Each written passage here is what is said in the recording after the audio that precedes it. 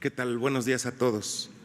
El anuncio que hoy se expondrá es consecuencia de una de las políticas que ha puesto en marcha este gobierno, que tiene que ver con reformular la relación con los proveedores y empresas.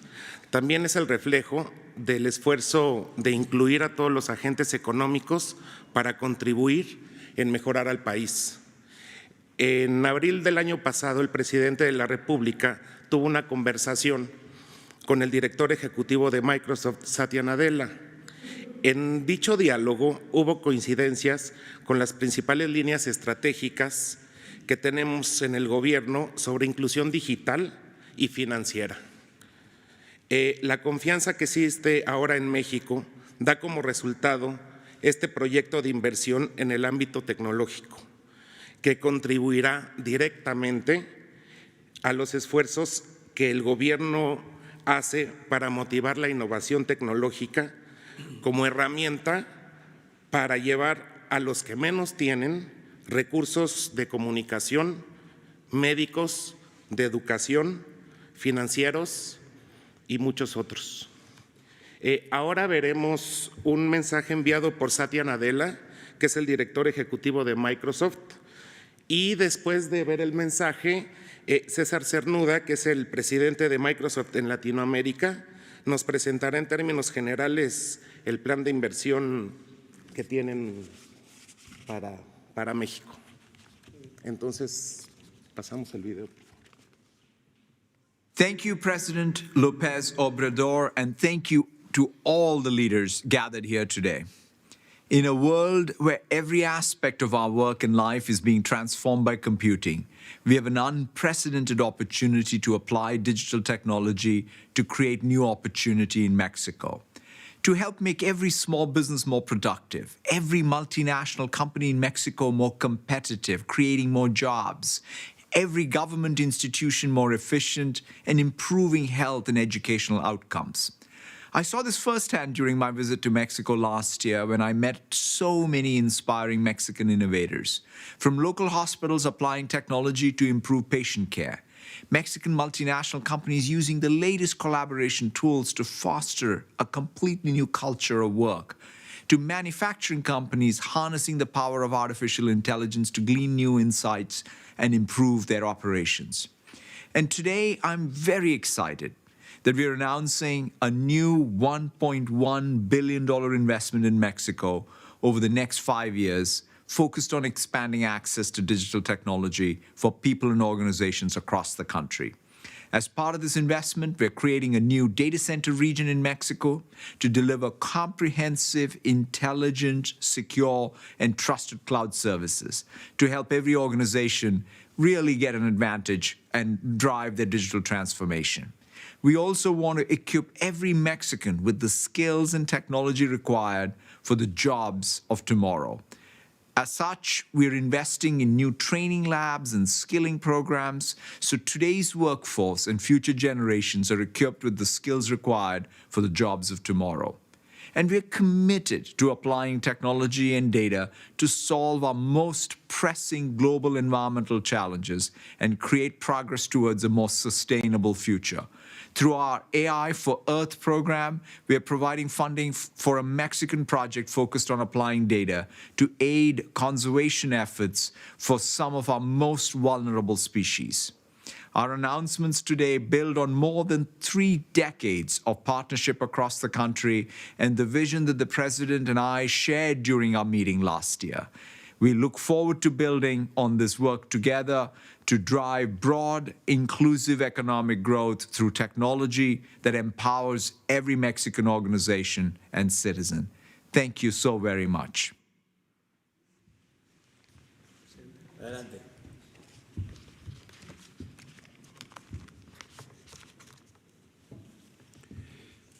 Muchas gracias, señor presidente. Emiliano, muy buenos días a todos. Es un placer para mí estar aquí representando a Microsoft para anunciar ante ustedes el Plan Innovar por México, que nos permitirá, de manera conjunta con el Gobierno federal, contribuir a la transformación digital de este país. Microsoft lleva 34 años comprometido con México, siempre ha accionado a través de una visión de carácter global enfocada en el impacto local. Durante este tiempo, hemos creado una red de 4.000 socios en el país que generan hoy más de 156.000 empleos relacionados con la industria de la tecnología. Hemos también invertido en el desarrollo de habilidades digitales en la población, completando a la fecha 15 millones de entrenamientos en línea sobre nuevas tecnologías. Contamos, además, con un centro de ciberseguridad que brinda servicios a empresas en México y otros países de Latinoamérica desde México. Como mencionó el señor presidente, estamos sumamente orgullosos de anunciar un nuevo compromiso de Microsoft con México, una inversión de 1.100 millones de dólares que se llevará a cabo durante los próximos 5 años. Quisiera profundizar de alguna de las acciones que hoy ya podemos compartir, que serán las primeras de otras muchas que estarán por venir. La iniciativa inicial de este plan permitirá establecer la primera región de centros de datos de Microsoft en México, a través de los servicios de la nube que ofreceremos, brindando soporte integrado para soluciones de código abierto.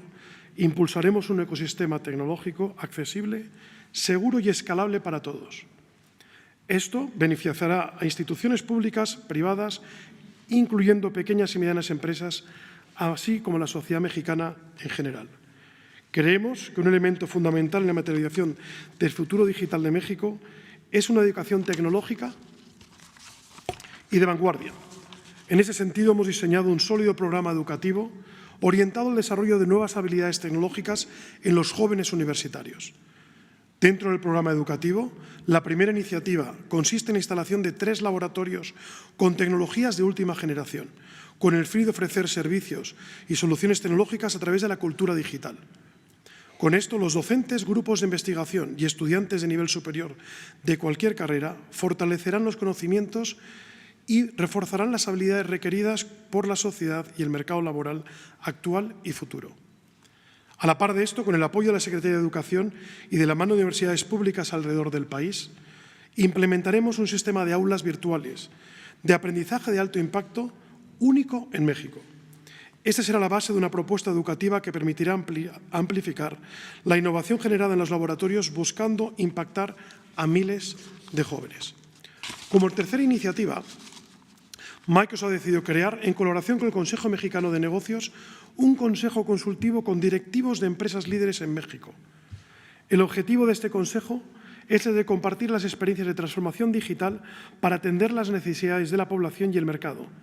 Este consejo compartirá buenas prácticas, mantendrá un monitoreo del progreso de la transformación digital, identificará habilidades requeridas en el futuro y mejorará la empleabilidad para ayudar a acelerar la transformación digital del país. Como Microsoft tenemos un compromiso constante con el desarrollo de soluciones que trabajen para enfrentar los retos de las humanidades en la actualidad, con la sostenibilidad como uno de los pilares centrales de dicha visión. Es por ello que la cuarta iniciativa del plan que hoy anunciamos consiste en el apoyo a la organización ambiental México Azul en su proyecto para preservar el tiburón maco, una especie vulnerable de tiburón pelágico que habita en el Océano Pacífico. Este proyecto permitirá el monitoreo de los tiburones a través de un software de código abierto que utiliza reconocimiento de imágenes con inteligencia artificial para identificar individualmente a cada tiburón, proporcionando valiosa información sobre sus hábitos y rutas migratorias. Este conocimiento es fundamental para los esfuerzos de conservación del mismo. Proyectos como este dan importantes pasos hacia la protección de la fauna de este hermoso país y el resto del mundo. Solo hay un futuro, que es el presente, y es digital. México está muy bien posicionado para aprovechar el poder de las nuevas tecnologías. Estamos sumamente honrados de poder trabajar de manera conjunta en este y otros proyectos con el Gobierno del país para que la transformación digital de México sea todo un éxito. Nuevamente agradezco la oportunidad de unir esfuerzos para la realización del programa Innovar por México. Presidente, muchas gracias por la invitación de hoy. Muchas gracias a todos. Bueno, pues es una buena noticia. En términos generales, Microsoft ha decidido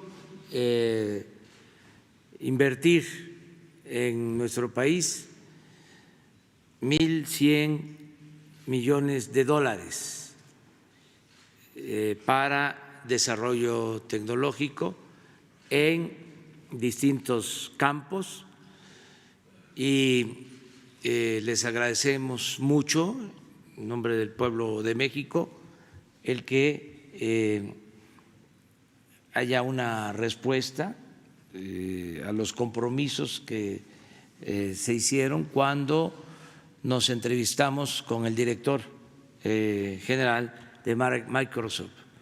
Muchas gracias en nombre del gobierno que represento y esta es una muy buena noticia. Hay confianza en el país. Cuando hablamos en abril del año pasado, estaba Microsoft analizando si era viable invertir en México. Habían desde luego otros países, otros candidatos a esta inversión y resolvieron hacerlo en México, y esto es importante. Ayuda mucho, además del potencial que tiene nuestro país en general, ayuda mucho el que se haya firmado el Tratado de Libre Comercio en Estados Unidos, porque esto significa que las empresas van a ampliarse y van a requerir de más tecnología. Las empresas que producen en nuestro país, tanto para el mercado interno como para la exportación. Esta era la información en general que queríamos transmitirles y les invitamos a que se queden porque vamos a abrir ya en general preguntas y respuestas sobre el tema. Adelante. Sí, buenos días, señor presidente. Juan Carlos Machorro, del portal Expo. Al presidente de Microsoft, si pudiera ahondar un poco más, ¿cuánto de esta inversión va a ser en este proyecto de sustentabilidad? Y no sé si tendrían planes de ampliarlo. Sabemos que aquí en México hay diferentes especies que son emblema a nivel global, como la ballena, no se diga el caso de la vaquita que sigue en peligro, etcétera. O sea, ¿cómo fue esta cuestión de enfocarse en ese punto y si se puede ampliar? Y en un instante una segunda pregunta al presidente, si me lo permite. Sí, muchas gracias. La respuesta es sí, es decir, claramente, como decía, esto es un proyecto y una inversión a 5 años, donde uno de los pilares que estamos hablando es la parte de sostenibilidad y, desde luego, queremos ampliarlo no solamente a otras especies, sino también a otras áreas. Y haremos, y estamos trabajando ya en algunos pilotos, y por lo tanto yo creo que en los próximos años veremos una prolongación no solamente de este proyecto, sino otros muchos que queremos poner en marcha. Gracias. Sí, señor presidente, hace un día el secretario general de la OEA instó a que las naciones del continente impulsen una carta interamericana para que el sector productivo actúe bajo parámetros de buena gobernanza, transparencia y ética empresarial. ¿Qué opinión le merece y si México se sumaría a esta petición de las naciones que componen este continente? Muchas gracias. Es algo bueno, positivo, todo lo que signifiquen estas propuestas. Nosotros las apoyamos. Desde luego corresponde a la Secretaría de Relaciones ver en qué consiste este acuerdo, pero si es para impulsar actividades productivas y la sustentabilidad y la honestidad en el manejo de programas, pues eso es lo que hacemos y claro que secundamos, apoyamos, nos adherimos a cualquier iniciativa de ese tipo.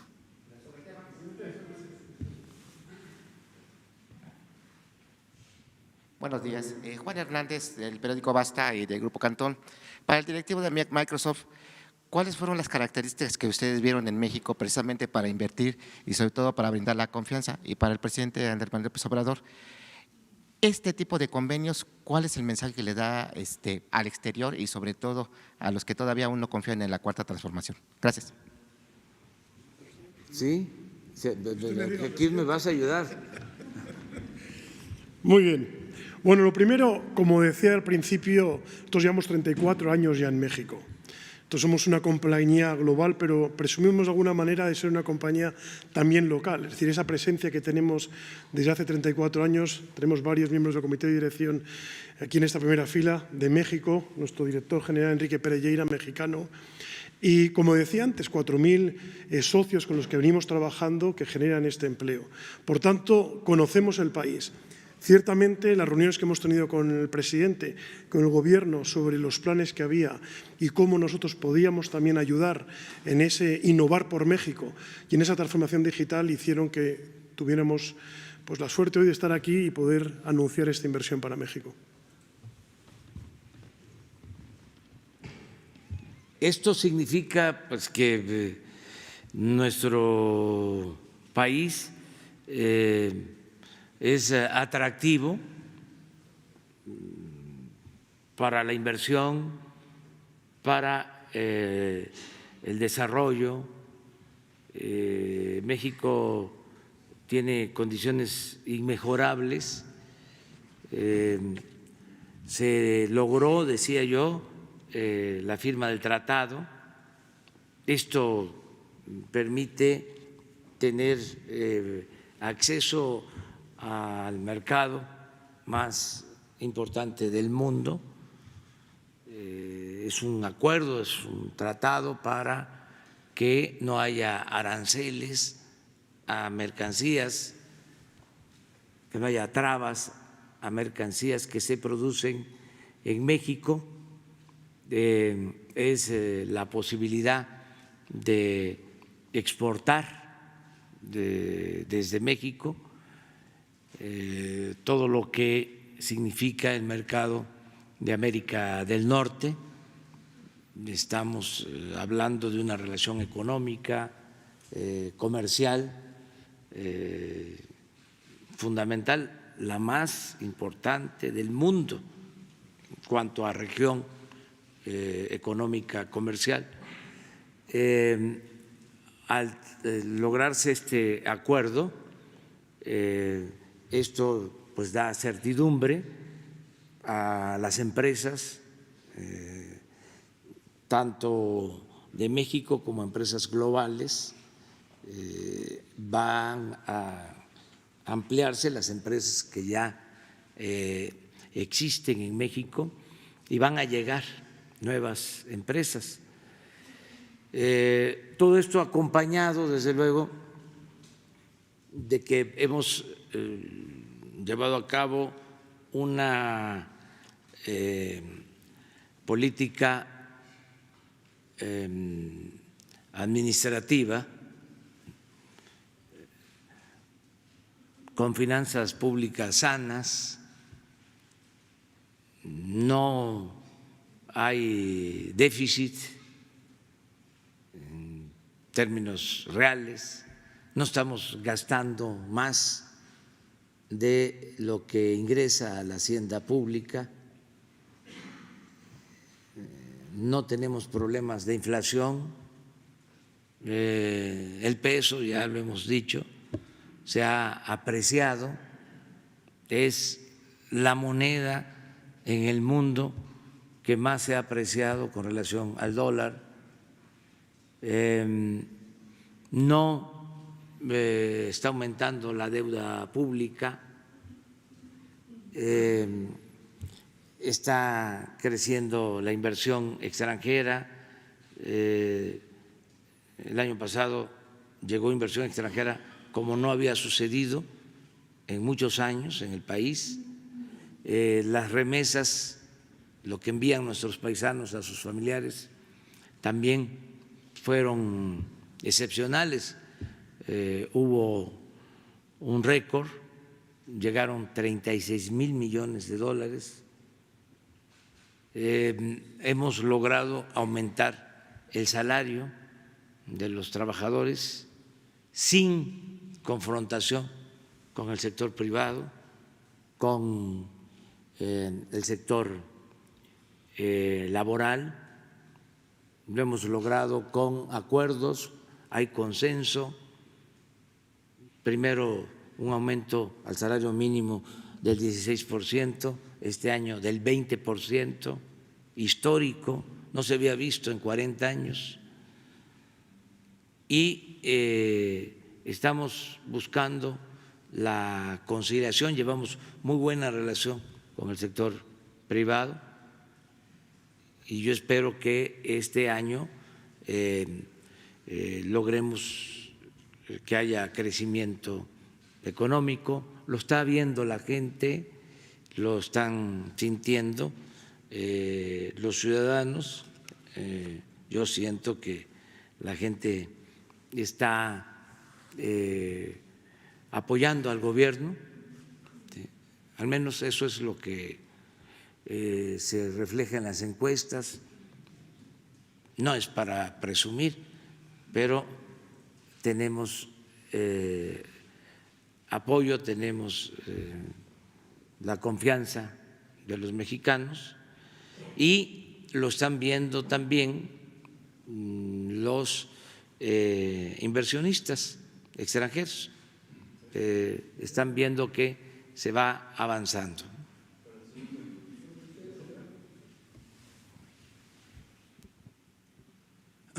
Buenos días, presidente de México. Buenos días, señores de Microsoft.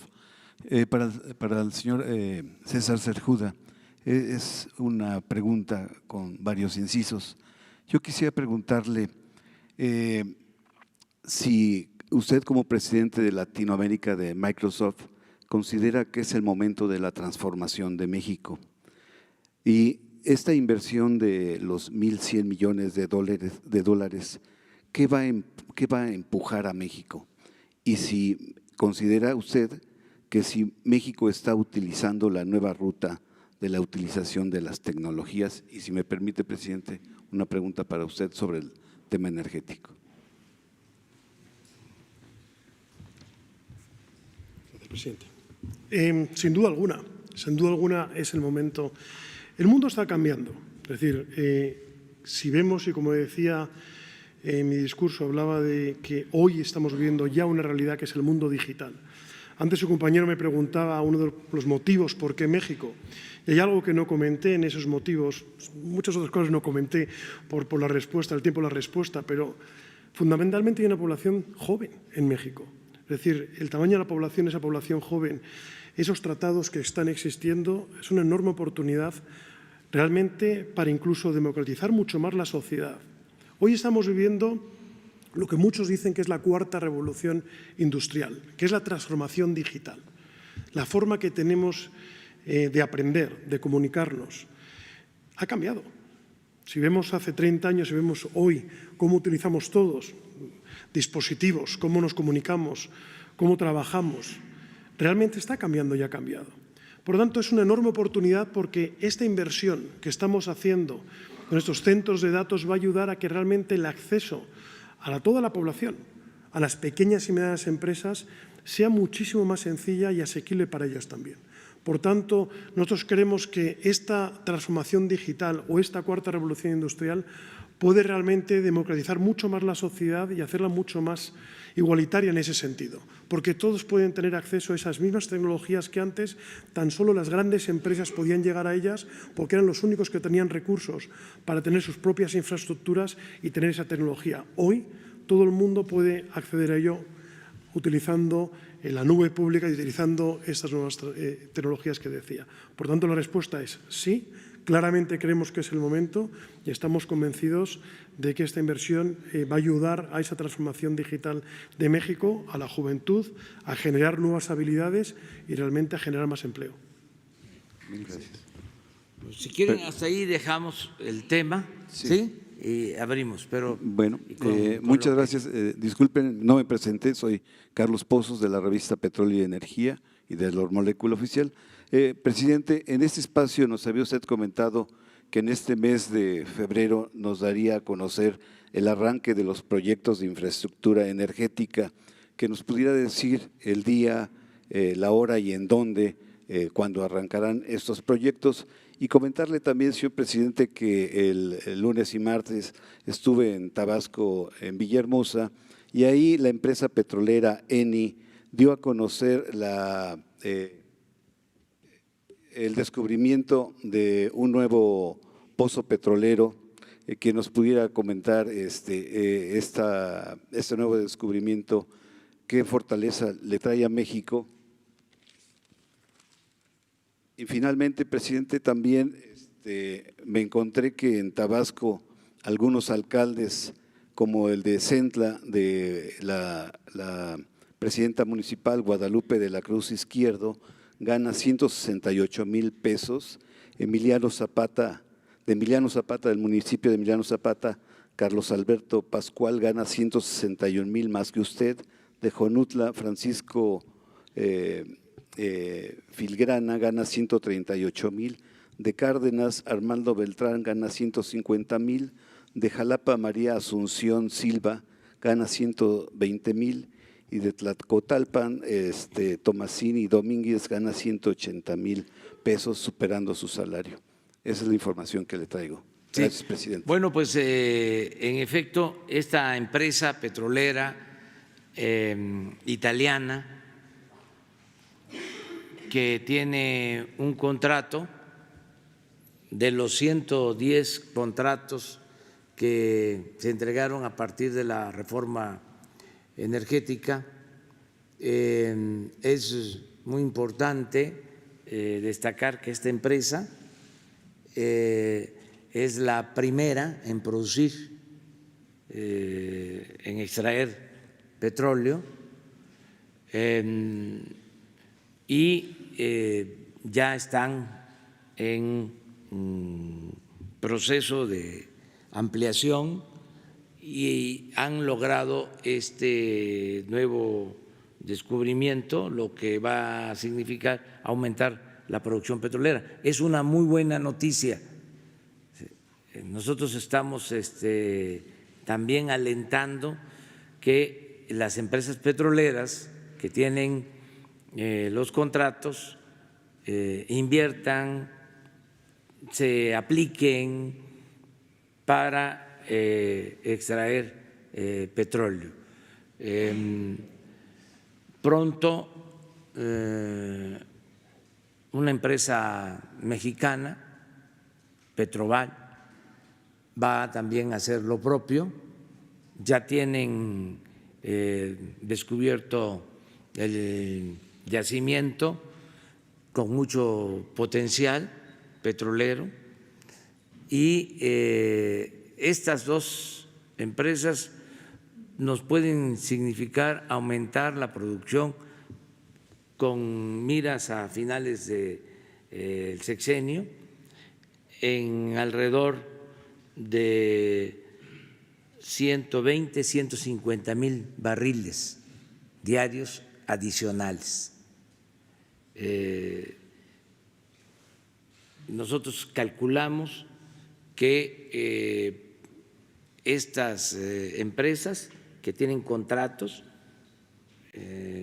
nos van a aportar alrededor de 200,000 barriles diarios adicionales, porque no son muchas.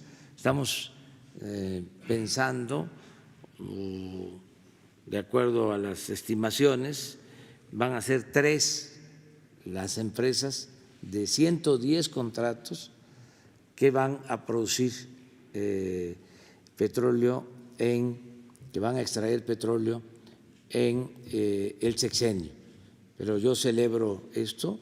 Es una empresa italiana muy responsable. Lo mismo hemos estado hablando con los directivos de Petroval y ya están instalando plataformas en aguas someras en el sureste, para extraer petróleo. Pero esa es una buena información. ¿O es cierto? Porque a veces se dan estas noticias para que las empresas mejoren sus colocaciones en bolsa o el valor de sus acciones, y son anuncios, ¿no? Espectaculares con ese propósito, ¿no? Más que nada especulativo, pero en este caso no, es real. Esta empresa está extrayendo petróleo. Y sobre los arranques de los proyectos de infraestructura que nos dijo que en febrero… Sí, estamos trabajando en eso, le corresponde a la coordinación del gabinete en que encabeza Alfonso Romo. Ya estamos definiendo estos proyectos para avanzar y los vamos a presentar aquí con ustedes. Muchas los gracias. Proyectos de inversión del sector energético, en donde van a comprometerse recursos de la iniciativa privada, nacional y extranjera. ¿Pero será aquí en la conferencia? Aquí en la conferencia, sí. Perfecto. Mil gracias. Muy bien. Vamos atrás. A ver. Los dos. Bueno, Buenos días. tres. Sí. Teresa Jiménez de Vanguardia de Veracruz. Mire, nos comenta sobre las inversiones en el sureste mexicano, pero en el norte de Veracruz, en Poza Rica y la región, Chicontepec, toda esa región está muy abandonada en materia petrolera. ¿También habrá inversión para Poza Rica y la región norte de Veracruz? Sí. También ahí va a empezar a funcionar el gasoducto de Tuxpan a la península de Yucatán. O sea, se está trabajando con ese propósito dentro de otros proyectos y estamos fortaleciendo toda la actividad en el puerto de Tuxpan y en Poza Rica, en toda esta región. Desde luego, Veracruz es un estado importantísimo para el desarrollo de México. Tenemos nosotros compromiso con los veracruzanos para impulsar el desarrollo. Sí van a seguir habiendo inversiones. Gracias. Y sobre el estado de las refinerías, ¿cuándo nos puede comentar en qué porcentaje están operando ya? ¿Cuándo van a estar al 100%? Vamos a tener un informe la semana próxima porque están en proceso las acciones de modernización de las 6 refinerías. En el caso de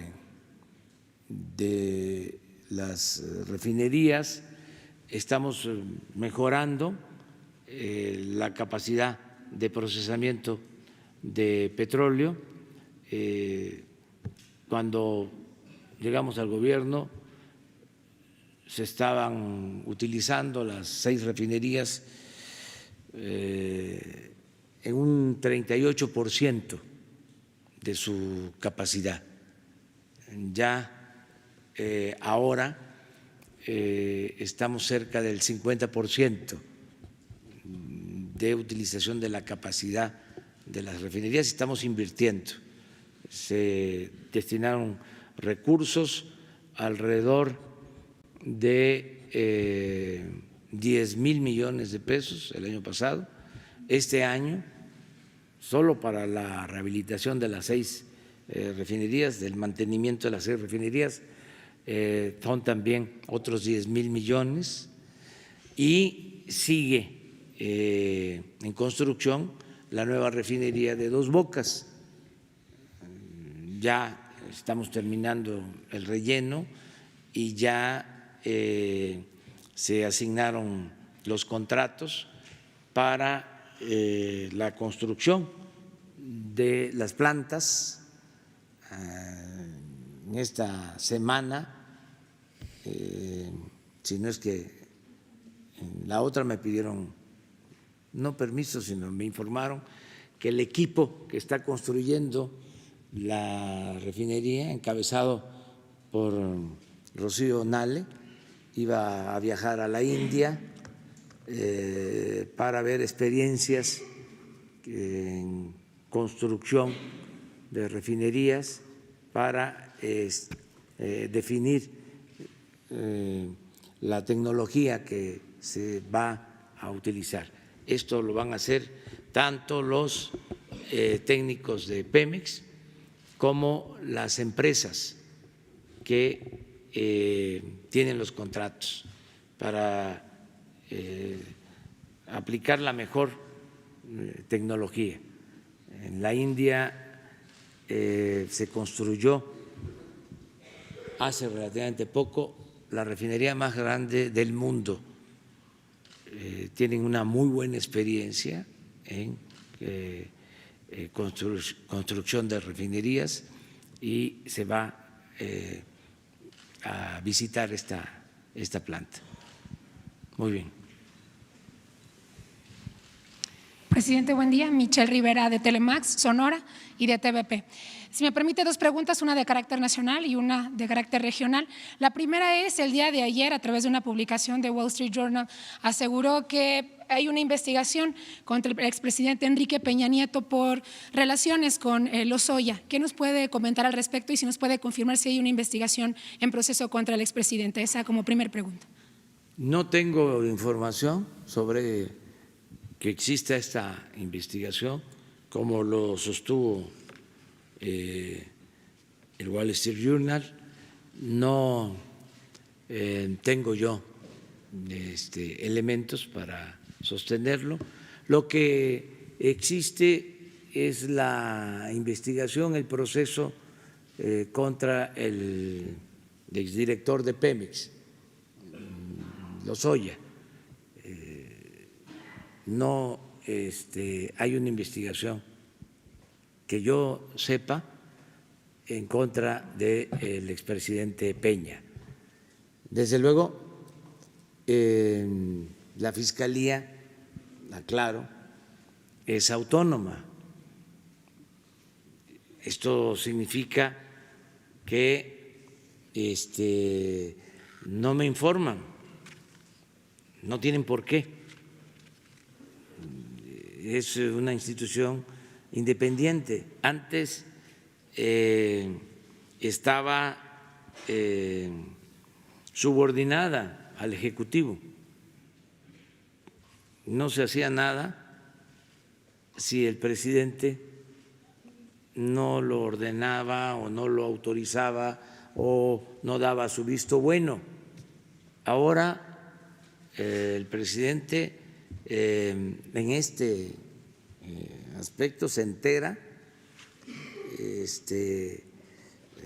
a partir de lo que informa a todos los mexicanos la Fiscalía. Son cambios importantes.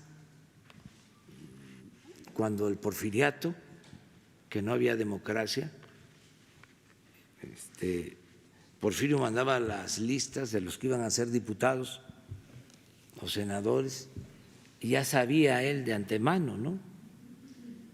Ya se sabía quiénes iban a ganar.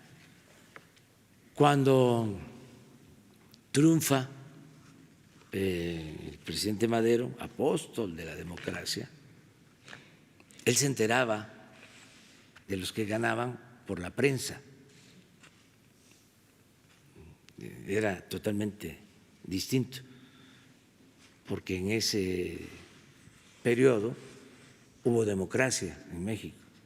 Entonces, es muy importante, o sea, cuesta entenderlo, Es decir, ¿cómo que el presidente no sabe si hay una investigación en contra del presidente de la República, el expresidente Peña? Pues así es, porque ya no nos corresponde. Y como nosotros, como Ejecutivo, no hemos presentado ninguna denuncia, por eso no puedo decir que exista. ¿Considera el presidente que hay argumentos suficientes como para interponer como presidente pues una denuncia en contra del expresidente? Nosotros no. Nosotros hemos dicho de que solo presentaríamos denuncia contra los expresidentes si los ciudadanos nos los piden, porque pensamos que debemos de pensar hacia adelante. Esto es mi planteamiento, hablando de un punto final, de acabar con la corrupción hacia adelante, o sea, y que solo en el caso de que los ciudadanos reúnan las firmas para que se lleve a cabo una consulta y la gente decida si se presenta denuncia, no solo contra el expresidente Peña, sino contra todos los expresidentes del periodo neoliberal, los que causaron la tragedia nacional. Esto es Salinas. ¿Por qué Salinas? Bueno, porque entregó los bienes de la nación a particulares, a sus allegados. A Zedillo. ¿Por qué a Zedillo? Porque con el FOAPROA convirtió las deudas privadas de unos cuantos en deuda pública. Ya estamos pagando esa deuda y desgraciadamente se va a seguir pagando. Estamos hablando de 2 billones de pesos. Luego, Fox, por traición a la democracia, por delito electoral.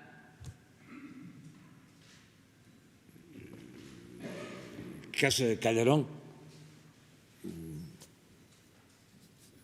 por declarar la guerra al narcotráfico, al mismo tiempo que se protegía a uno de los grupos de la delincuencia organizada, como es de dominio público, el señor García Luna, que está preso en Estados Unidos. En el caso del expresidente Peña, pues lo de Pemex, este asunto y otros. Entonces, pero es la gente la que tiene que plantearlo. Yo no quiero que nos quedemos anclados en el pasado. Yo sostengo que la justicia es castigar, pero también es prevenir y sobre todo cambiar. Y quiero aprovechar el tiempo, el poco tiempo, porque no me voy a reelegir, a sentar las bases de la transformación del país, a que desterremos de México la corrupción. En eso estoy aplicado. No es mi fuerte la venganza.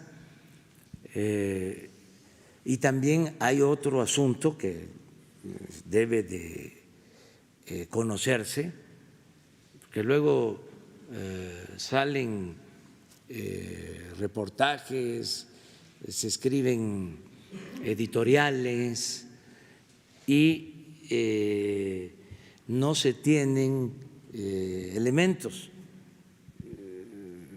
Por ejemplo, de acuerdo al artículo 108 de la Constitución, y esto lo tienen que resolver los constitucionalistas, pero no se puede juzgar a los presidentes de México más que por delitos de traición a la patria. Sí. No se puede juzgar por delitos de corrupción. Bueno, hasta hace poco la corrupción en México no era delito grave. En el caso de los presidentes, desde la Constitución de 1857 tienen impunidad constitucional. Solo ha habido un caso en la historia, lo explicaba yo hace relativamente poco, el caso del expresidente Manuel González, que fue acusado de corrupción por razones políticas, era compadre de Porfirio Díaz y se quería quedar en la presidencia, y Porfirio pues no estaba dispuesto a aceptar eso. Entonces, cuando termina su periodo, para eliminarlo, le presentan una denuncia por corrupción. Entonces, la prensa en ese entonces, ¿no?, los mismos que cuando era presidente le aplaudían, le quemaban incienso, ya al no ser presidente, para alinearse a Porfirio, lo empiezan a atacar hasta que lo doblan, hasta que tiene que salir a decir Manuel González que estaba a favor del régimen, que estaba a favor de su compadre y que estaba a favor de la reelección, todo lo que le pidieron. Y el expediente, aunque ya estaba en la Cámara de Diputados, ya se había integrado la comisión para juzgarlo, la resolución final, ya cuando se levantó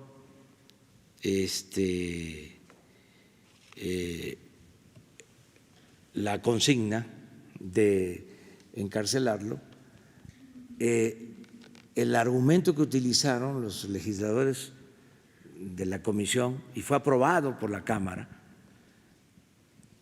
fue el de que a un presidente no se le podía juzgar más que por traición a la patria. Es el único caso que tenemos en la historia. Por eso nosotros lo que estamos haciendo, yo envié una iniciativa para modificar el 108 constitucional y que el presidente de México sea juzgado por cualquier delito como cualquier ciudadano. Cambiando el marco legal, considero, haciendo esta reforma constitucional, que van a haber elementos para juzgar al presidente como cualquier otro ciudadano, repito. Pero si en la Constitución se establece que no se puede juzgar al presidente más que por estos delitos, entonces se tendría que explicar legalmente para no estar alebrestando o engañando, sino actuar con seriedad, con responsabilidad sobre este asunto. No estoy defendiendo a Peña Nieto, porque también no quiero que vayan a a malinterpretarlo. Estoy haciendo una explicación porque la gente, que es lo que más me importa, tiene que tener, ¿sí?, todos estos elementos. No porque lo dice el Wall Street Journal, ¿sí?, ya, espérense, ¿sí? Sí es importante este periódico, hay que respetar todos los medios de información, pero sus editoriales no son sentencia. Hay una circunstancia especial. Lo digo porque ayer se habló mucho en las redes sobre esto, ¿sí? Hay que esperarnos, no adelantarnos, y corresponde a la Fiscalía. Presidente, la otra pregunta tiene que ver con Sonora, pero también con otros estados que operan el fondo minero. Hace justamente un año aquí en la mañanera usted mencionaba que la manera de operarlo ahora sería diferente, los recursos van de manera directa. Yo vengo de un estado que yo creo que era líder, bueno, en uso de los recursos del fondo minero para infraestructura. ¿Ha cambiado algo? ¿Ha cambiado de opinión respecto al fondo minero? ¿Se está entregando este fondo? ¿Cómo va el trayecto de este fondo? Y en específico a Sonora, ¿cómo le está yendo? Porque era el principal beneficiado a nivel nacional. Gracias. Sí, se va a entregar este fondo de manera directa, sobre todo en el programa de mantenimiento a las escuelas. Se van a entregar recursos. Cada escuela de Sonora va a tener su presupuesto. Si es una escuela pequeña, ya lo he dicho aquí, lo repito, de 5 a 50 alumnos, escuelas que se les conoce como multigrado, donde una maestra, un maestro atienden 6 grados, pocos niños de comunidades apartadas, son 150,000 pesos por ciclo escolar para la Sociedad de Padres de Familia, y ellos van a decidir qué hacer con ese recurso. Si la escuela tiene de 50 a 150 alumnos, son 200,000 pesos. Si la escuela tiene de 150 alumnos hacia adelante, son 500,000 pesos. Es un cheque que se entrega a cada sociedad de padres de familia. Ya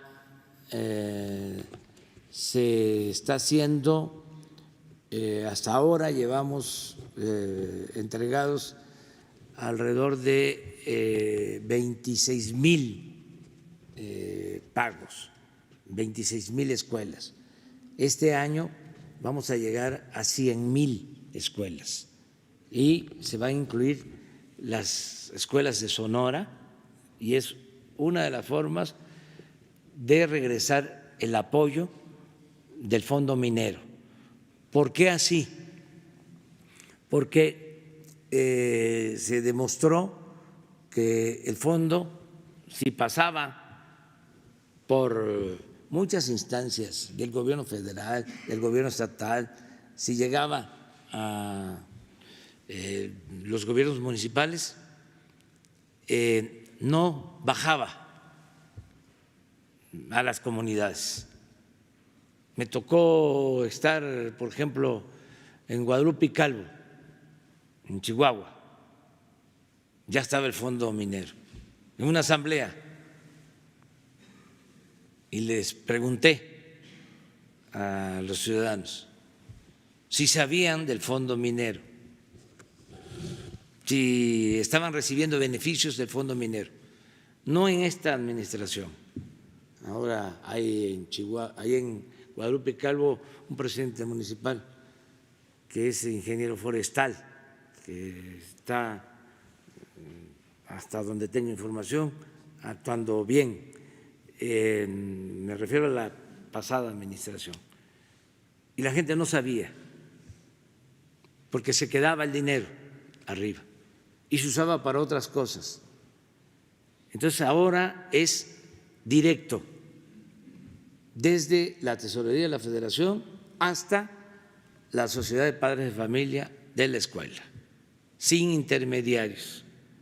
Y la Asamblea de Padres de Familia decide cómo utilizar ese dinero, si es para arreglar la escuela, para construir las bardas, para mejorar los baños, para equipar la escuela.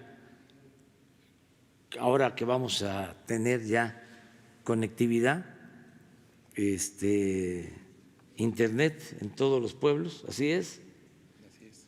¿Para cuándo? A ver, párate. Ustedes saben que un programa importantísimo, hablando de tecnología, es que tengamos conectividad en toda la República por internet. Y ya tenemos una autorización, ya tenemos un presupuesto de 10,000 millones de pesos. Y ya estamos trabajando con una empresa para lograr que en todas las comunidades, alrededor de 280,000 comunidades en todo el país. 280,000 comunidades en el país vamos a tener internet. Ya se logró ese presupuesto, vamos a aprovechar. Hablo de esto porque en el presupuesto para las escuelas, el mantenimiento, los padres también pueden optar por equipos de cómputo para mejorar la educación, siempre y cuando tengamos la conectividad, que no tenemos, porque en esto hay mucho atraso. Por eso celebramos este convenio, porque significa avanzar tecnológicamente. ¿Por qué no explicas sobre cuánto es el presupuesto y en cuánto tiempo vamos a tener comunicado todo el país? Bueno, se aprobó un presupuesto de 3,100 millones de pesos al año por 3 años. El primer año se cubrirán alrededor de 60,000 comunidades pequeñas, ya con internet. En general se van a cubrir con 4G, que es después de hacer todo un análisis, llegamos a la conclusión de que es la tecnología con la cual podemos cubrir mucho más rápido lugares bastante remotos. Se llegará a un total de aproximadamente 165,000 comunidades en general. Muchas son de menos de 250 habitantes, o sea, son comunidades muy pequeñas y muy alejadas. Iremos caminando conjuntamente con la red compartida, que era un proyecto que ya estaba echado a andar.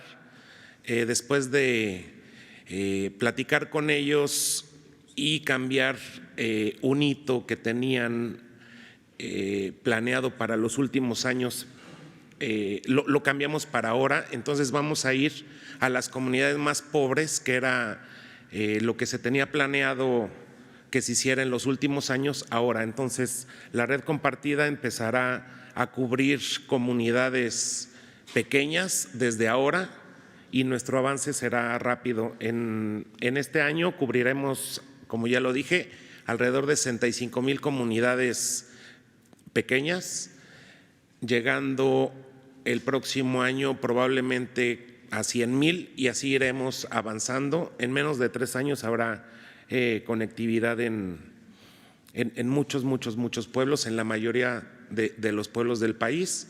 Entonces, por medio de la empresa CFE Telecomunicaciones e Internet para Todos, iremos avanzando e iremos poniendo conectividad en todos los lugares por medio de tecnología 4G, en la mayoría. En otras se necesitan tecnologías satelitales porque es difícil llegar, pero vamos bien y yo espero que en un par de meses podamos ya dar un informe perfectamente bien puntualizado de cuántos lugares ya hemos cubierto, porque ya hemos ido avanzando, cuántas instalaciones públicas ya tienen internet. Es un trabajo que tiene que ver desde estudiar con qué tecnologías se van a conectar, ver las mejores tecnologías para poder esparcir, ya que llegamos a un pueblo, la comunicación. Entonces vamos avanzando y en aproximadamente 2 meses podremos dar ya una información para que ustedes vayan viendo que realmente sí se va cumpliendo con el plan. Es por lo de tu pregunta de lo del fondo minero. O sea, se va a regresar el fondo, nada más que de manera directa a las comunidades. A ver. Gracias, presidente. Buenos días. Esteban Durán, Grupo México Publica Diario y Jalisco Publica Diario. Voy a remitirme a la información de un periódico sobre el no pago que le están perdonando impuestos a Elbester Gordillo, la ex lideresa de los maestros. Dicen que pues le ganó al SAT y no va a pagar 19 millones de pesos. Igualmente también refiriéndome a la reunión que tuvo con empresarios antier, pues se señala que Walmart está entre esas empresas que no ha estado pagando miles de millones de pesos en impuestos, lo que viene de cierta manera a manchar lo que usted ha estado logrando en el transcurso de su administración. Al mismo tiempo, le quisiera preguntar, ¿cómo lograría usted, después de todos estos logros que está teniendo, que haya continuidad para que esos más de 30 años de impunidad y corrupción con llamémosle prianismo que hubo, pues no regresen y que nuevamente se les haga justicia a esos millones de mexicanos que han sido despojados, que han sido atracados, que han sido robados? ¿Cómo le daría usted continuidad a estos logros para que el que venga, bueno, pues obviamente no desvíe todo lo que usted ha estado logrando? Gracias. Bueno, yo creo que lo más importante es reforzar la conciencia ciudadana del daño que causa la corrupción. Yo creo que si hay una voluntad colectiva dispuesta a exigir honestidad, si se estigmatiza al corrupto, porque ni siquiera se hablaba de corrupción, ni en las escuelas, ni en las universidades, ni en la academia, en los últimos tiempos, mucho menos en el discurso político. No se usaba la palabra corrupción, como si no existiera. Bueno, 25 años pasaron sin que la corrupción se considerara delito grave.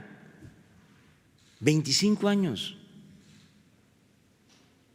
Repito, en 1994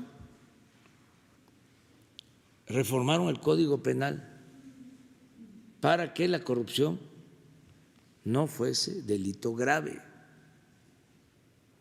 Entonces, ahora se reforma la Constitución, es delito grave.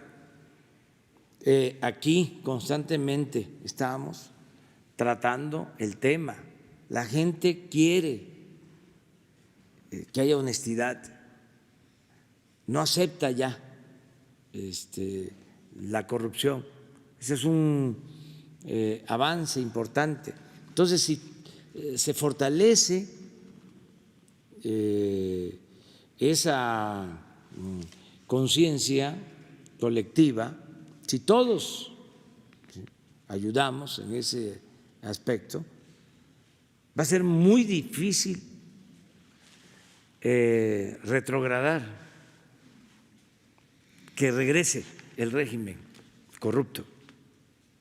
No van a poder,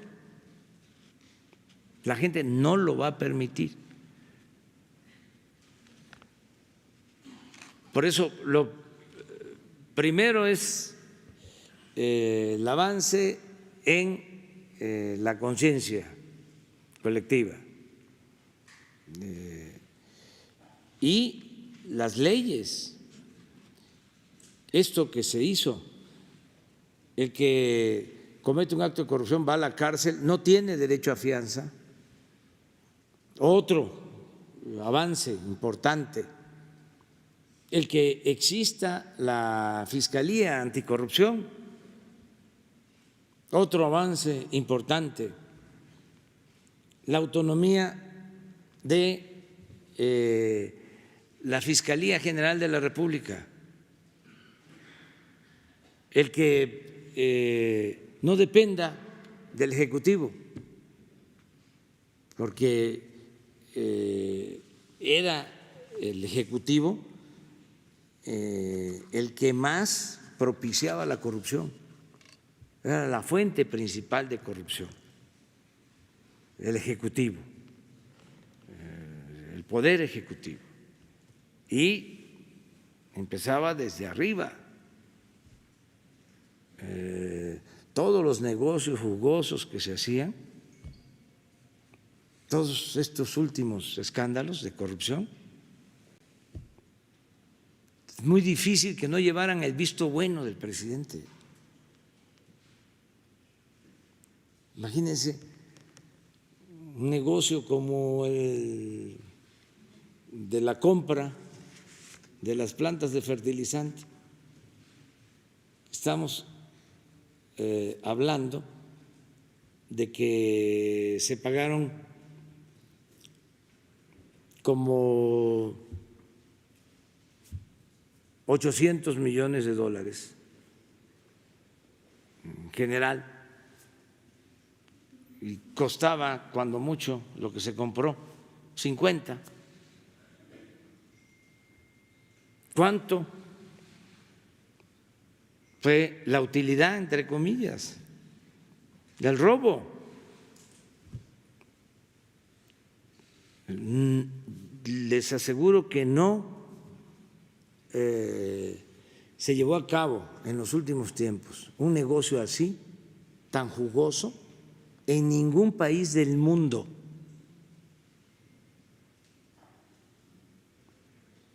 Estamos hablando de 5 mil millones de pesos. ¿Cuánto? Bueno, aquí viene Microsoft a decirnos que van a invertir en 5 años 1.100 millones de dólares. Estamos hablando como de 200 millones de dólares por año. 4.000 millones de pesos. Y esta operación a la que hago referencia significó una utilidad,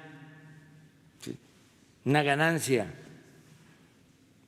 de alrededor de 5.000 millones, por lo bajo. Una operación.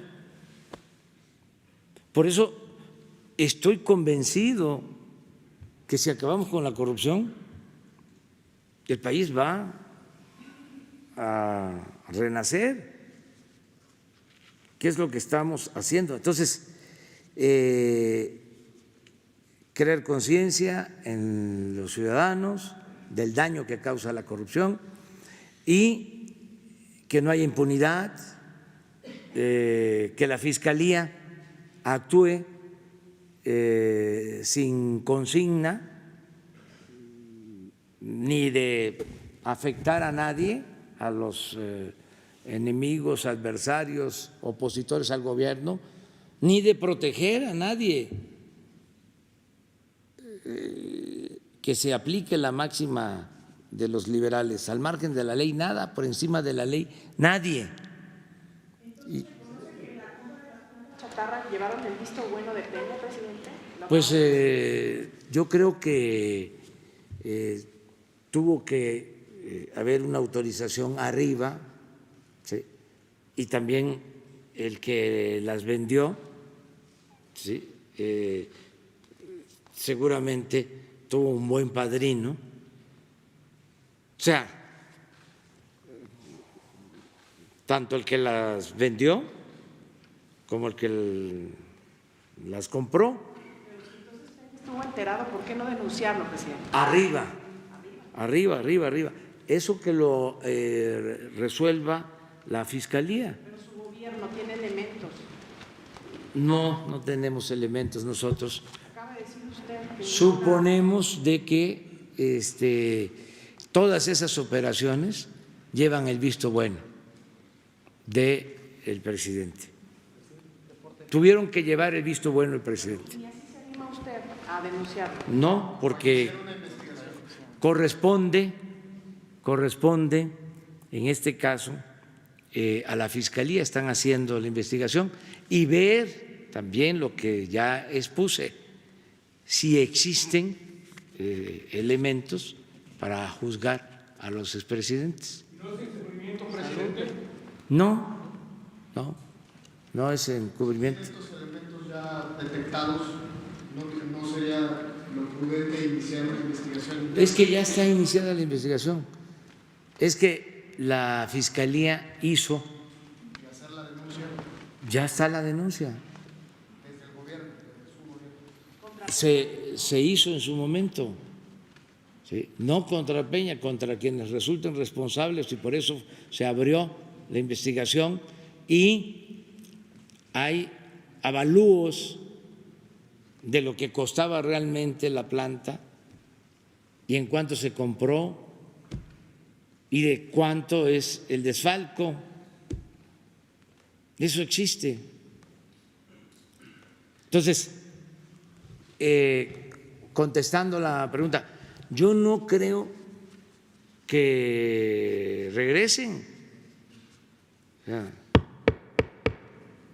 toco madera. O sea, aunque los conservadores tengan, ¿sí?, el apoyo de algunos medios de comunicación y haya campaña en contra de nosotros por el combate a la corrupción, porque en el fondo es eso. No es un cambio de gobierno, es un cambio de régimen. Por eso los ataques, ¿no?, al gobierno muy fuertes. Nada más que no vamos a ceder y tampoco, mucho menos, vamos a reprimir a los medios y a los que protestan.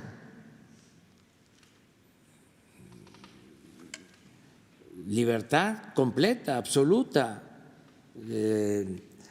libertad de manifestación. Lo único que pedimos es que no haya violencia,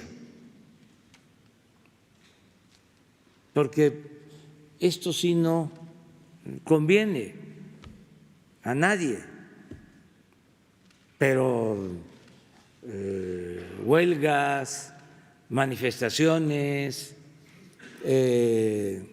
columnas, 8 columnas, bots, porque en las benditas redes sociales también hay bots, pero yo prefiero que haya bots si se tiene libertad. Ya lo he dicho, antes, cuando no se tenían las redes sociales, no había libertad. No tenía uno derecho a la réplica. Ahora, con cada teléfono, tiene uno la posibilidad, cada ciudadano que tiene un teléfono es un medio de comunicación.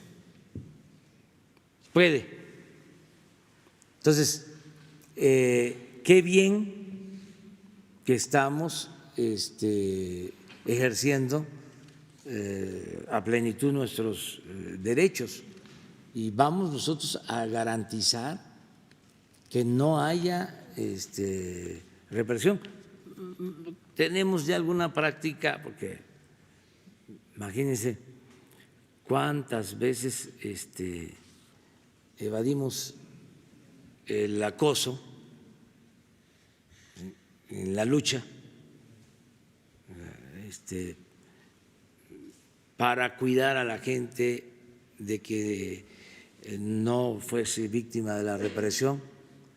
Entonces sabemos evitar la provocación. ¿Qué quisieran algunos? Imagínense fotos,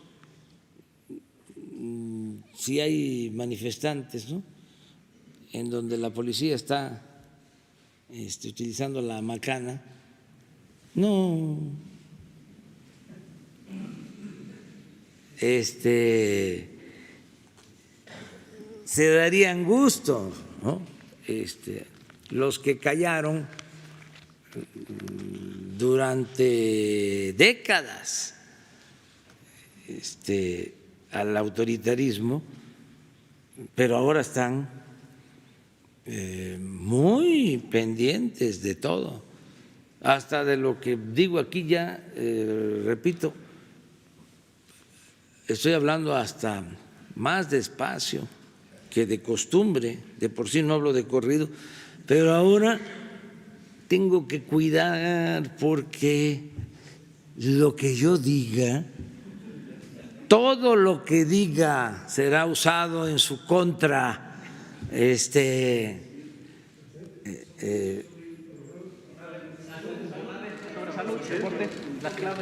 A ver.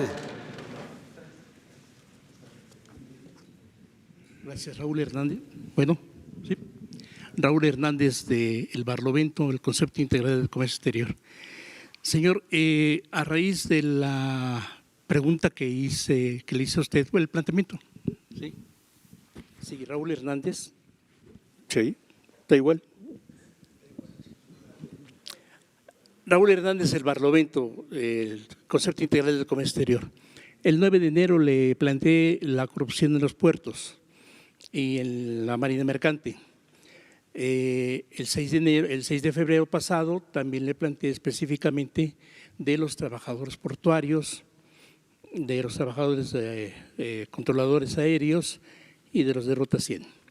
Esas tres cosas han sido escaladas a otros niveles porque unos disidentes de los trabajadores portuarios tomaron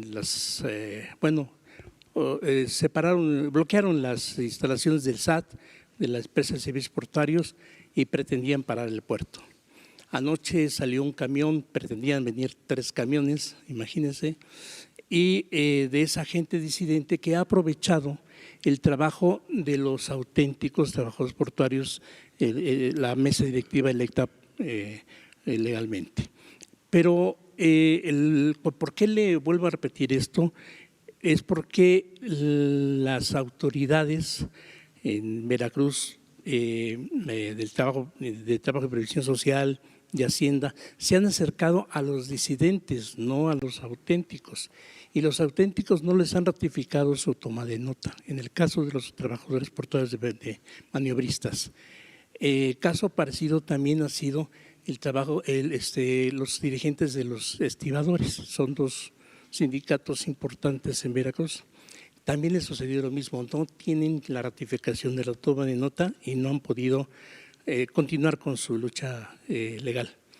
En el caso de los maniobristas que tienen cuentas bancarias, no han podido revocar los permisos de la gente que está autorizada, y priistas, no tengo los nombres, bueno, sí tengo los nombres, pero no tengo las pruebas, porque han seguido saqueando esas cuentas priistas connotados. Lo dice un funcionario de Banca Mifel, la de Vázquez Raña, donde tiene una cuenta y son millonarios. Ya casi la vaciaron una, pero están otras tantas que siguen sacándolas. El otro punto es el del sindicato Sinacta.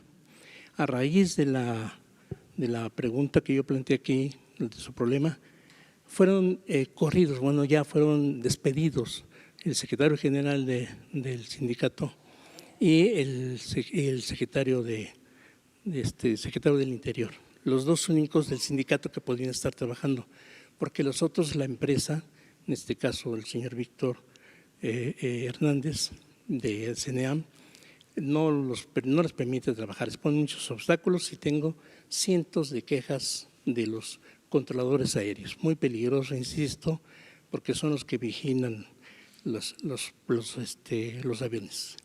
Pero hay un pequeño problema también que quiero plantear. Víctor Hernández mandó a una persona con una reportera para ofrecerle un paquete de publicidad a condición de que le publicaran todo lo que él dijera sin quitarle una coma. No puedo decir el nombre de la reportera ni del medio, pero se negaron, no lo aceptaron.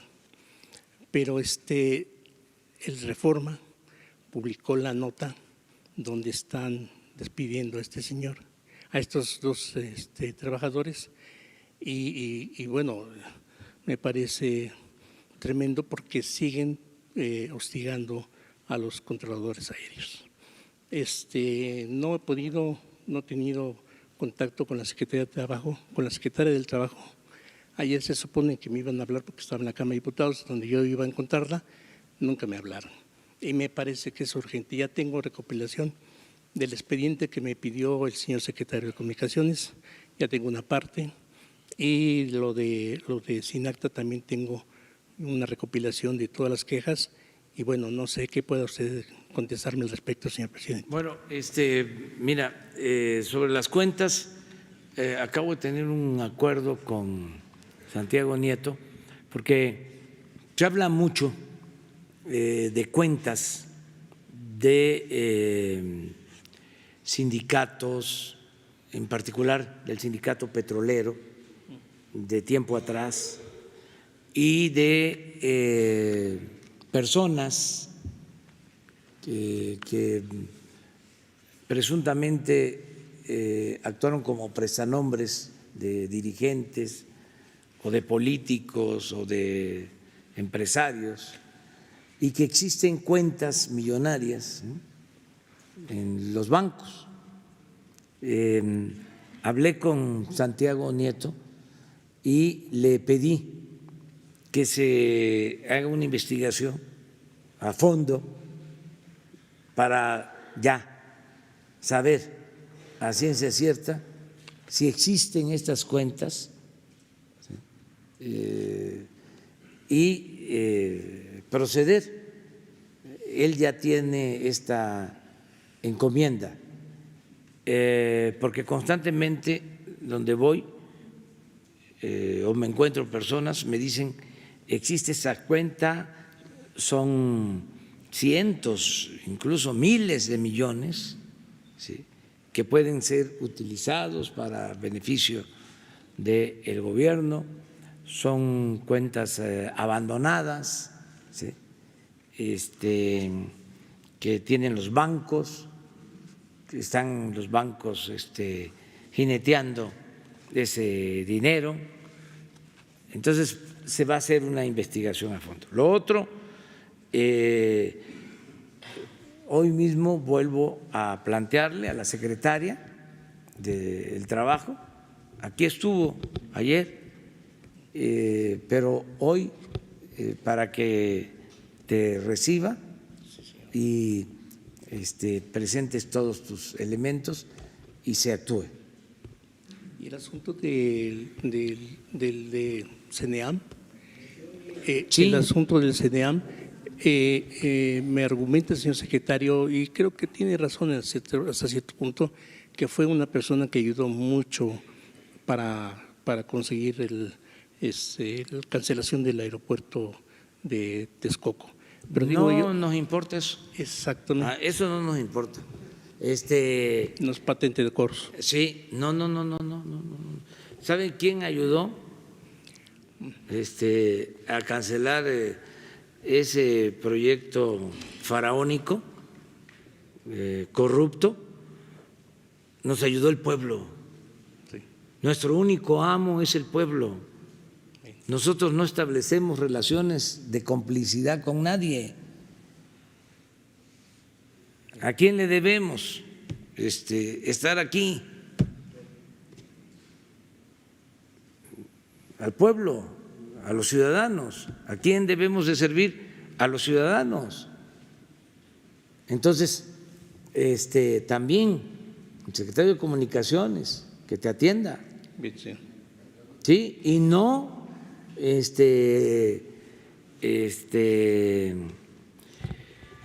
rendirse.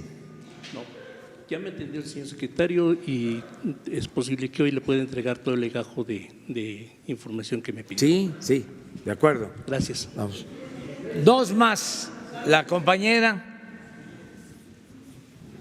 Gracias, buenos días. Gracias, presidente. Reinaide Ramírez, reportera independiente y para pie de página.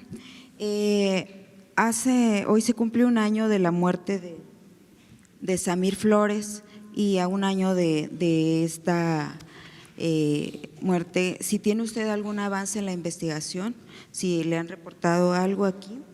Y déjeme leer. Ay, perdón, no puedo ponerme los lentes.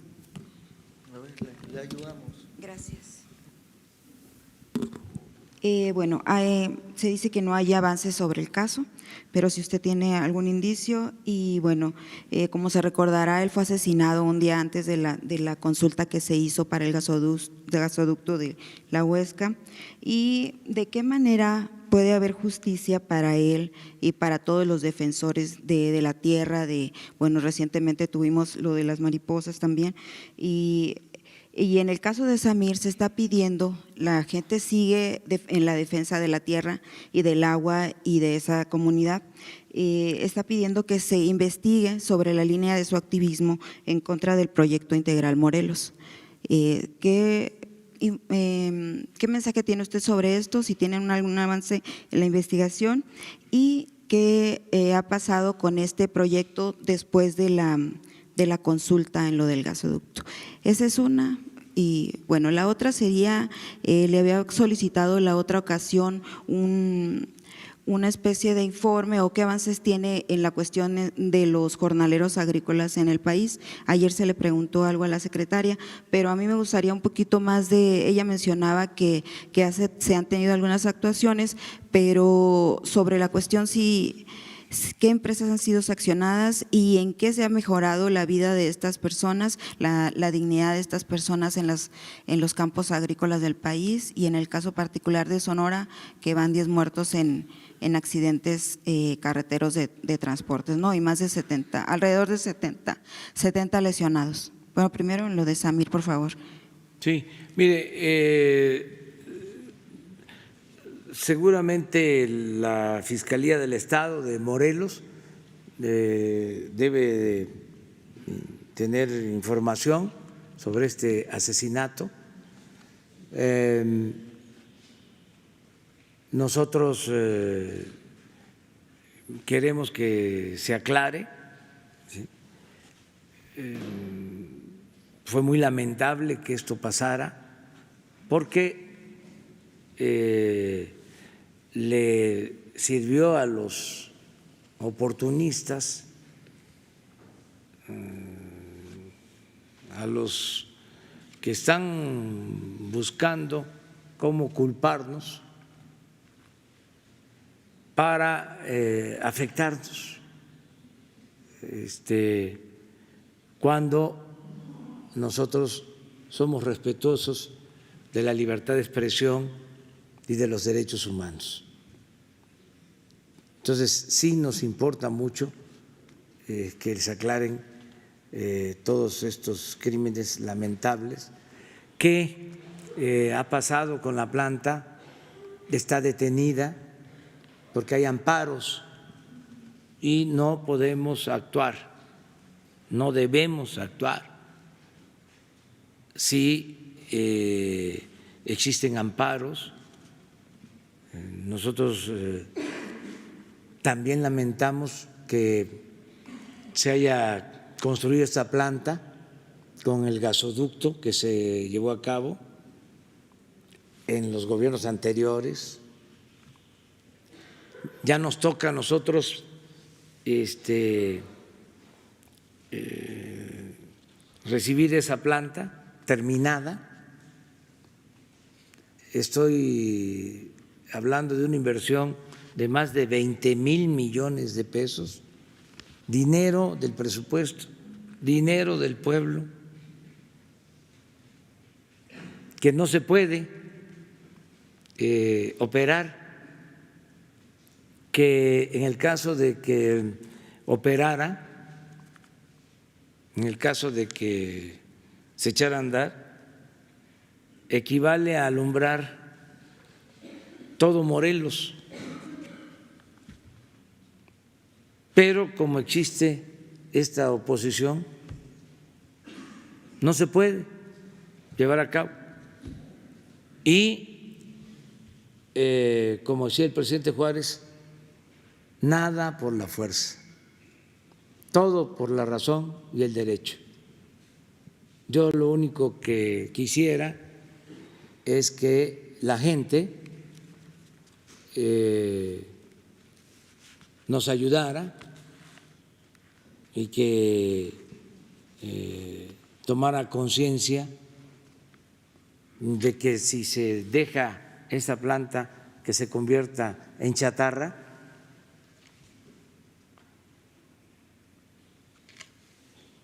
se pierden más de 20,000 millones de pesos y que no es esto en contra de un interés particular. Resulta que es en contra del interés público, porque la planta es de la Comisión Federal de Electricidad, que no es una empresa privada. Antes, pues la política era a privatizarlo todo, poner por encima los intereses particulares.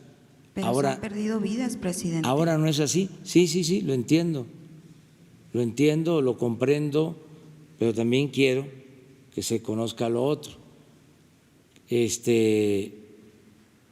No vamos a hacer nada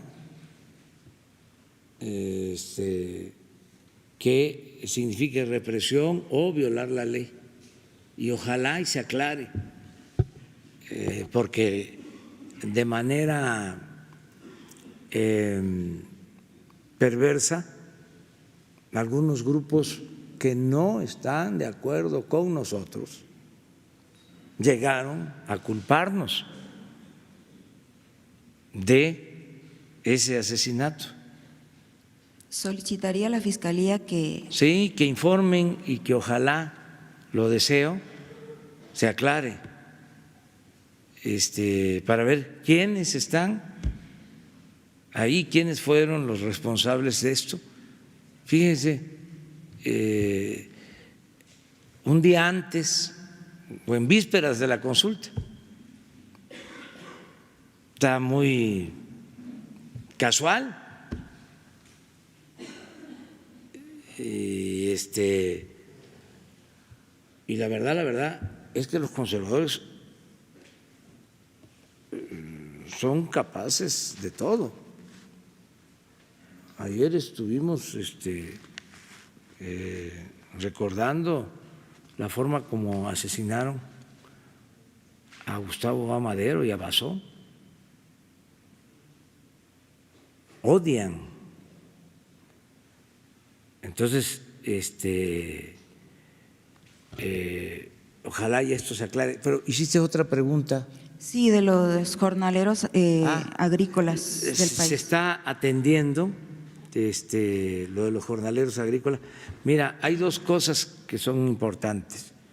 Una, que es más de fondo, estructural, el que la gente tenga trabajo en sus lugares de origen.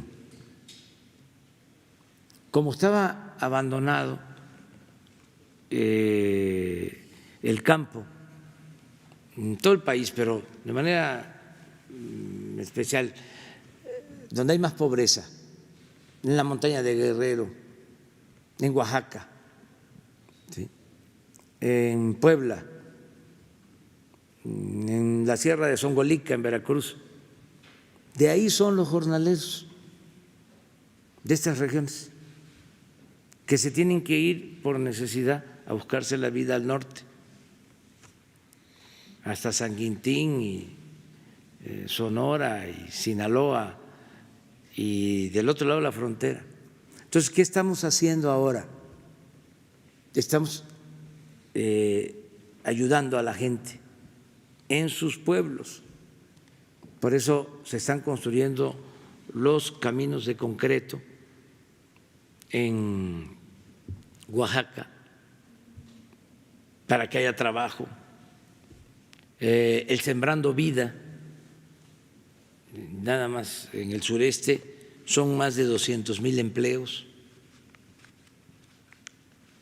Estamos hablando de soluciones de fondo. Esto también, de manera indirecta, ayuda a que al jornalero le tengan que pagar mejor en el norte, porque ya no emigran tanto, y como se requiere la mano de obra, la fuerza de trabajo, los empleadores tienen que pagar más y tienen que atender las prestaciones sociales a las que tienen derecho. Entonces, esto ayuda. Lo otro que nos está ayudando también, aparte de la vigilancia, de la protección que tiene que procurar la Secretaría del Trabajo, es que tenemos un programa para vigilar el traslado de personas en las carreteras, sobre todo de migrantes que son trasladados en camiones de redila, en tráiler, hacinados.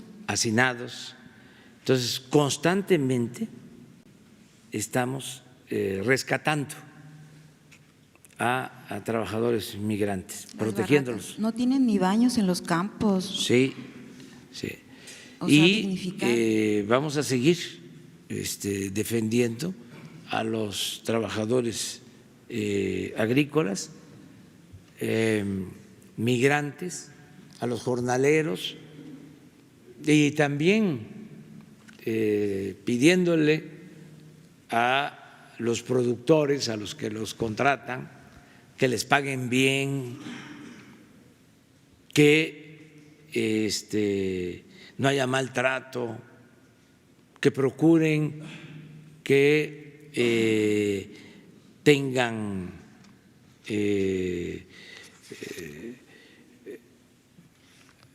instalaciones dignas para hospedarse, que se garantice que puedan estudiar sus hijos, que nos ayuden también los empresarios agrícolas. Hay empresarios agrícolas con dimensión social y hay otros que de plano no ayudan, pero poco a poco se tiene que ir haciendo conciencia. Todos tenemos que ser cada vez más humanos, más fraternos. Sí. Además, no cuenta ir a la iglesia los domingos, confesar, comulgar, para dejar el marcador en cero y pecar en la semana y volver el domingo a lo mismo. Eso no cuenta. Tiene que haber amor al prójimo.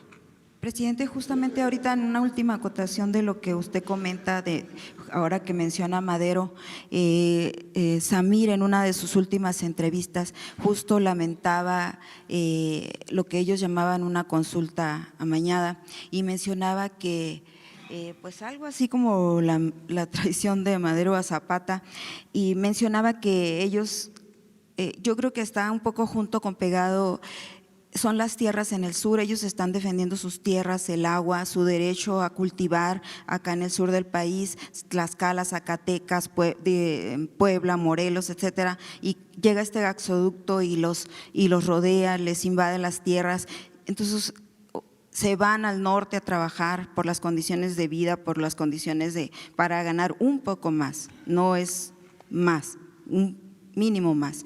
Entonces, ahí como que está junto con pegado, cómo garantizar que estas gentes tengan agua, dignidad, tengan sus tierras acá en el sur del país y para evitar la migración, si el gasoducto viene y hace esto.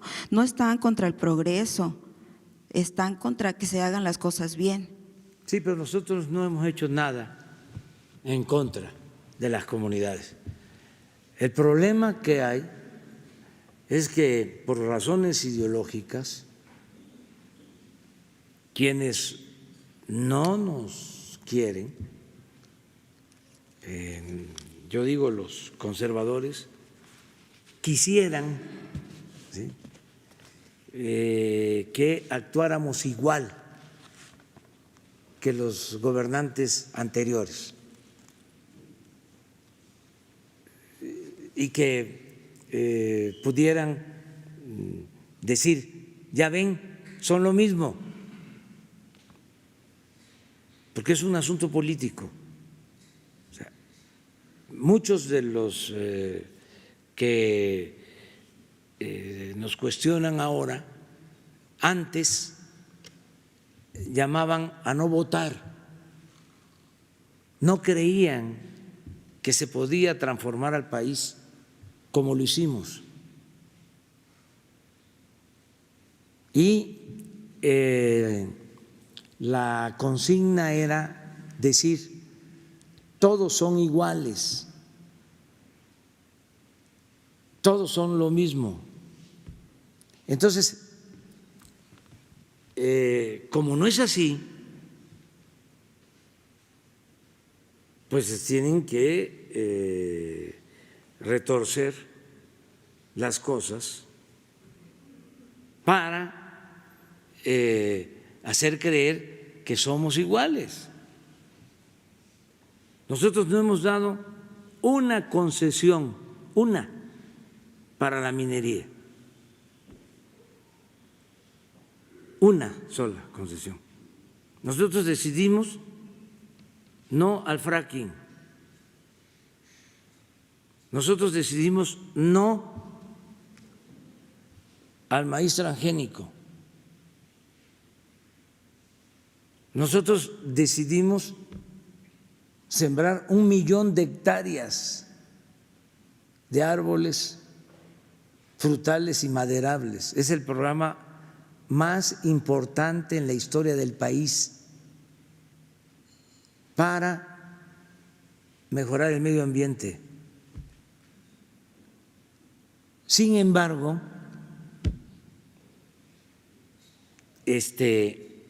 no aceptan nada. El otro día vinieron de un colectivo feminista que nosotros respetamos mucho, pero su texto, su planteamiento en contra nuestra era de que se oponían a la moralización que nosotros promovemos. Yo respeto su punto de vista, no lo comparto. Yo creo que hay que moralizar al país, que hay que purificar la vida pública y que hay que fortalecer valores culturales, morales, espirituales. Son concepciones distintas, pero no porque vinieron a hacer una manifestación, yo voy a renunciar a mis convicciones de siempre. Si por eso luchamos para lograr un cambio en lo material y un cambio en lo espiritual. Y si tienen otra visión, pues respetamos esa otra visión, pero nosotros vamos a seguir sosteniendo lo que creemos y no le hacemos daño a nadie. O sea, no vamos a reprimir. Si el Reforma un día sí y el otro también nos ataca, ni modo que ya vamos a perseguir a los de Reforma. No, es su derecho de manifestarse, es una concepción, es un periodismo conservador que no comparte nuestro proyecto. Eso es de dominio público. Lo que no aceptamos es la hipocresía de ser conservadores y aparentar que son liberales. Eso no. Entonces, pero ese es el problema de fondo, ese es el asunto de fondo. Ojalá, ¿no? Y en el caso de los jornaleros podamos seguir ayudando, y en el caso de Morelos se aclare lo que realmente sucedió. Entonces sí lo metería a su agenda de prioridades. Pues está, o sea, ¿cómo no va a ser prioridad aclarar sobre un asesinato, más si se trata de algo que nos afectó? O sea, un asesinato que se produce 2 días antes o un día antes, unos días antes de una consulta.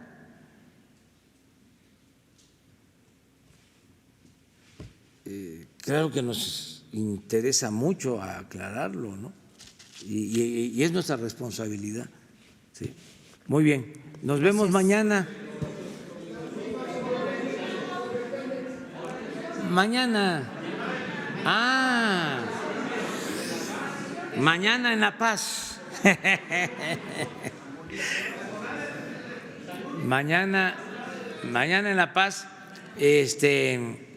desde La Paz, y si no el lunes,